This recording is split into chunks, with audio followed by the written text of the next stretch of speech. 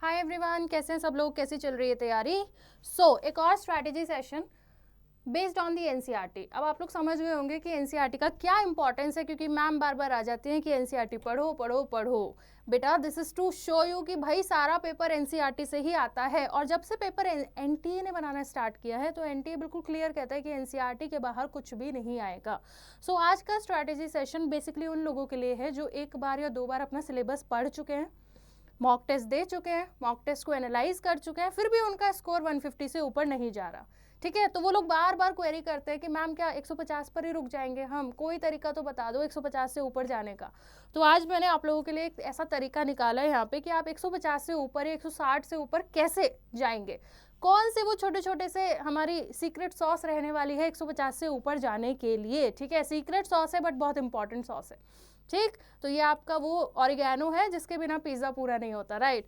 तो देखो, अगर आप 150 से ऊपर जाना चाहते हो, आप सब कुछ करके देख चुके हो, आप एनसीईआरटी के इन टॉपिक्स पे बहुत ध्यान से पढ़ाई एक बार कर लो। कौन से टॉपिक्स हैं वो?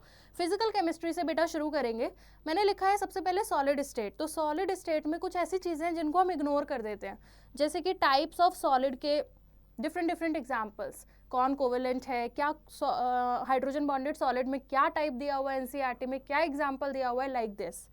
14 ब्रेविस लैटिसेस आप देखोगे एनसीईआरटी में तो उसके बहुत सारे एग्जाम्पल्स हैं कि रोम्बोहेड्रल ये होता है, ऑर्थोरोम्बिक कुछ एग्जाम्पल्स आपको मिलेगा, ट्राई क्लिनिक का मिलेगा, मोनोक्लिनिक का मिलेगा, एंड मैनी मोर। तो उन एग्जाम्पल्स पर थोड़ा सा फोकस करो, उनके कहीं पर नोट्स बना लो। ये आपका एनसीईआरटी से करने वाला वो पार्ट है जिस पे यूजुअली हम ध्यान नहीं देते, और फिर जब ये पेपर में आता है तो हम इस क्वेश्चन को छोड़ते हैं और इसी वजह से हमारे नंबर कम रह जाते हैं। बेटा आप अलग से नोट्स भी बना सकते हो, या फिर आप एक काम कर सकते हो, इन चीज़ों को आप एनसीईआरटी में ही हाईलाइट कर सकते हो बेटा। इसके अलावा एग्जाम्पल्स ऑफ आयोनिक क्रिस्टल्स, कौन NaCl टाइप का है, कौन ZnS टाइप का है, क्या मल्टीपल एग्जाम्पल्स हैं। मैग्नेटिक प्रॉपर्टीज़ के कौन कौन से सॉलिड होते हैं। 2016 के जेईई मेन के पेपर में क्वेश्चन पूछा गया था, which among the following is ferromagnetic या पैरामैग्नेटिक। तो इस तरह के सवाल बेटा आपसे पूछे जा सकते हैं, और उसका जवाब वही होगा जो एनसीईआरटी में गिवन एग्जाम्पल होगा। एनसीईआरटी से बाहर पेपर नहीं जाएगा, दिस इज फॉर श्योर। तो एनसीईआरटी में जो एग्जाम्पल गिवन होगा वही आंसर में आने वाला है।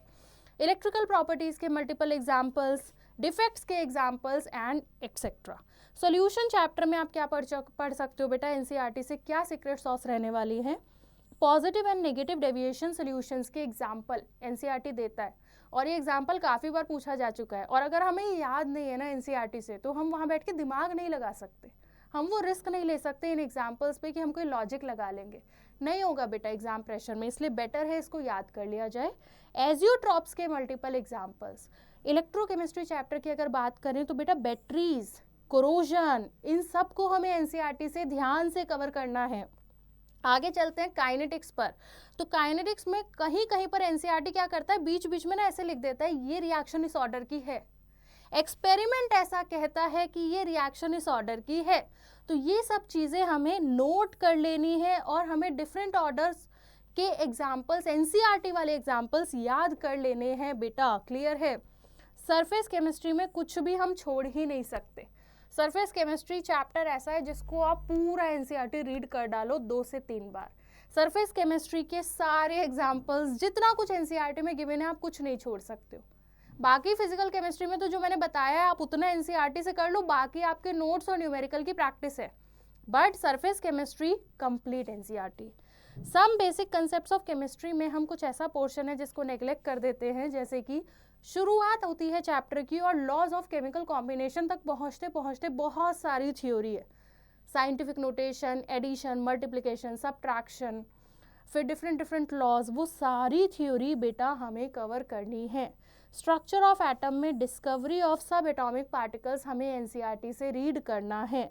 स्टेट्स ऑफ मैटर में बेटा इंटरमॉलिक्यूलर फोर्सेस बिल्कुल बिगनिंग में दिया हुआ है, रियल गैसेस एकदम एंड में दिया हुआ है। दोनों बातें हमें एनसीईआरटी से पढ़नी है। ठीक है। थर्मोडायनामिक्स, क्या थर्मोडायनामिक्स भी पढ़ना पड़ेगा एनसीईआरटी से? थर्मोडायनामिक्स का टर्मिनोलॉजी, जैसे कि system, surrounding, state function, path function, intensive extensive properties, multiple examples, ये सब हमें एनसीईआरटी से याद करना है अपने स्कोर को 160 से ऊपर ले जाने के लिए। ठीक है। नेक्स्ट इक्विलिब्रियम, इक्विलिब्रियम में बेटा फिजिकल इक्विलिब्रिया के एग्जांपल्स क्वेश्चन आ चुका है, पूरा एक टेबल दिया हुआ है एनसीईआरटी में कि ये फिजिकल इक्विलिब्रिया होता है। उसके बाद सॉल्ट्स के एग्जांपल, इस तरह के क्वेश्चंस बहुत पूछे जा रहे हैं पिछले कुछ सालों में कि which of the following salt will produce acidic solution, which salt is going to produce basic solution. तो वो तभी आपको आएगा क्वेश्चन जब आप एनसीईआरटी से एग्जाम्पल याद करोगे, सॉल्ट के, बफर के, अलग अलग सोल्यूशन की, पीएच के एग्जाम्पल्स। देन रिडॉक्स, रिडॉक्स एक ऐसा चैप्टर है बेटा जिसको आप पूरा पढ़ लो, रिडॉक्स में कुछ मत छोड़ो। रिडॉक्स में multiple oxidizing agent, reducing agent, oxidation number के बहुत सारे एग्जाम्पल्स हैं और पिछले 2-3 साल से सवाल आ रहा है ऑक्सीडेशन नंबर पे जो इजी होता है अगर आप एनसीईआरटी पढ़कर गए हो। So this is how we are going to score more in the physical chemistry portion. अगर आप बात करें ऑर्गेनिक एंड ऑर्गेनिक तो बेटा वो तो सभी पढ़ना है, उसमें तो कुछ छोड़ ही नहीं सकते एनसीईआरटी। इनऑर्गेनिक आप कंप्लीटली एनसीईआरटी पे स्टिक हो जाओ, कुछ और रेफरेंस नहीं, कुछ नहीं, सिर्फ एनसीईआरटी, और कम से कम 3 बार आप एनसीईआरटी रीड कर लो इनऑर्गेनिक केमिस्ट्री की। ऑर्गेनिक केमिस्ट्री के लिए बेटा कम से कम 2 बार आप एनसीईआरटी रीड कर लो। तो this is how you can improve your score beyond 150। Possible है, ये छोटे छोटे एलिमेंट्स हैं जो मैंने आपको सामने लिखे हैं, यही छोटे छोटे एलिमेंट्स हमारा स्कोर 180 से नीचे करते हैं। अगर हमने ये छोड़ दिया तो मतलब हम 150 तो पहुंच जाएंगे, उसके ऊपर नहीं जा पाएंगे। तो जैसा मैंने शुरू में भी बोला था, ये वीडियो उन बच्चों के लिए है जो अपने स्कोर को बहुत ज़्यादा अप करना चाहते हैं और कोई भी कमी, थोड़ी सी भी कसर नहीं छोड़ना चाहते। तो बेटा इसको ध्यान से नोट डाउन कर लो, क्या क्या टॉपिक्स बताए गए हैं, नोट इट डाउन, एनसीईआरटी में हाईलाइट कर लो, किताब एनसीईआरटी की खोल लो अपने सामने, यहाँ से पढ़ो, हाईलाइट करो, कहीं चिपकाना है चिपकाओ, जिस तरह से याद हो जाए हो कर लो। नहीं याद हो रहा, न्यूमोनिक बनाओ, कोई तरीका बनाओ, कोई स्टोरी बनाओ, बट याद कर डालो। So this is all in this video. All the very best to all the aspirants. Hopefully next mock में आप 150 से ऊपर स्कोर करेंगे। Take care everyone, all the best.